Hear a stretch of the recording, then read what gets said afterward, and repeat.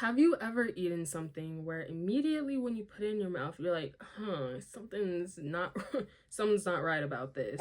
Either the texture was off, the flavor was off, something was off, and you felt like, yeah. Well, imagine that being a phobia. And imagine that specific food being absolutely everywhere. That's what I'm going to be drawing today. Hello, my name is Kendall. Welcome back to another video. And if you're new here, hello, my name is Kendall. So for today's video, I am going to be drawing this phobia. You don't know what it is right now, and you won't know until this video starts because we don't do spoilers around here. But all I have to say is that I don't understand it. And I don't think I ever will because it's not that deep to me. But if you do have this phobia, I wish you the best. If you do end up enjoying this video, please make sure to like and subscribe to become a part of our growing art family. I'm so excited for this channel and what's to come. I'm kind of blabbering right now, but I do hope you enjoy this video and I do hope you enjoy this channel. And without any further introduction, let's begin. All right, time to start on the first thing, the sketching. I want to take a second out to point out the obvious in that the screen is a little bright. I was filming this when the sun was going down and I did not realize that it looked like this. It looks like I'm trying to burn your eyeballs off, but work with me here, people. Besides from that, the actual phobia of today. Okay, I'm gonna do my best to pronounce this, but it may not sound right. Arachibutyphobia. Okay, well, that's the best it's about to get. This is a very specific fear, okay? These people are picky in what their fear is because it's not peanut butter, but it's the fear of peanut butter getting stuck to the roof of your mouth. But I'll be honest, the more that I look at it, the more I can understand how this could possibly be somewhat of a reasonable fear. So as per usual, it is time for the story time to explain how this fear, I'm not even going to try to say it again, but the overall symptoms of this fear and how someone could even possibly develop it in the first place. So enough yapping, time to get to this story time.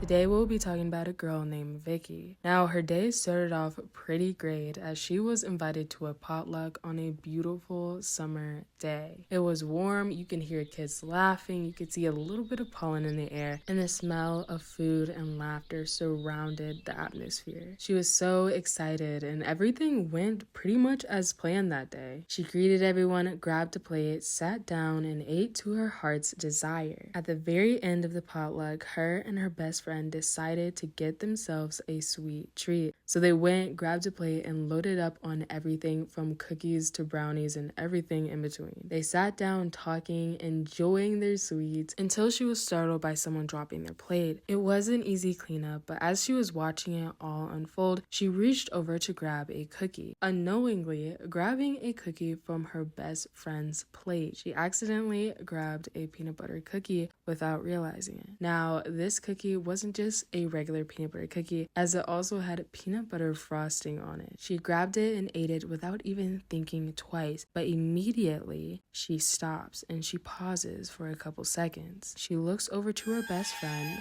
with the face of pure terror. From her best friend's perspective, she sees a lot unfold on Vicky. Firstly, she starts to see drops of sweat pooling on the top of Vicky's forehead. Next, she sees Vicky quickly grab her throat as if it was tightening up, as it was clear that her breathing started to become very quick-paced. She runs to go grab Vicky some water, but she is thoroughly confused as she knows that Vicky doesn't have a peanut allergy. Despite this, she gets the water, comes back, and Vicky is trembling and coughing. But she gets the water and she calms down and she's all right. Later, her friend finds out that she has a fear of peanut butter, and that is what caused all of her symptoms. What makes this such an interesting fear is that some of the symptoms can come across as an allergic reaction, even if the person is not allergic to peanuts. So though they're physically not actually experiencing anything, psychologically they are experiencing a lot, and there's not much that can be done because this is all a psychological thing. Now, before getting into what Vicky went through to make her so paranoid,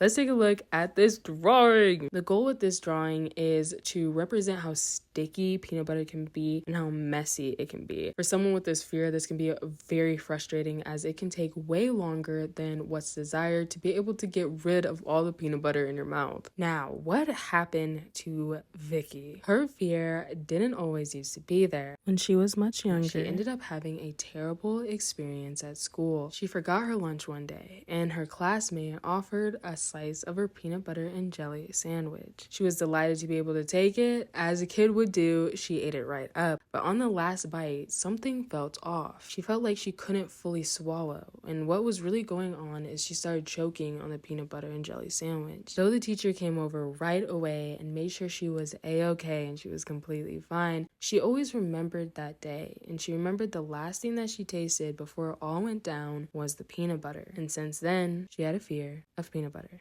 Though this is not a real story, it gives a very real outlook on how someone can develop this fear and how it can really play out in someone's life in an everyday mistake or situation.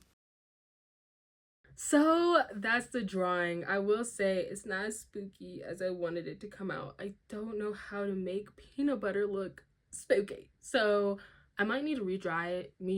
I might need to retry it and redraw it another day. But we'll see because there's so many more phobias to draw. If you do have any suggestions on the things you would like me to draw, please leave it in the comments below and I will make sure that I get to it if it's good enough, of course. That sounds so mean. Thank you for watching this far in my video. I really do appreciate you. And please make sure to subscribe to become a part of our art family. And make sure to take care of yourself. Watch over yourself mentally, spiritually, physically, and all the other ways. And I will see you in the next one. Bye!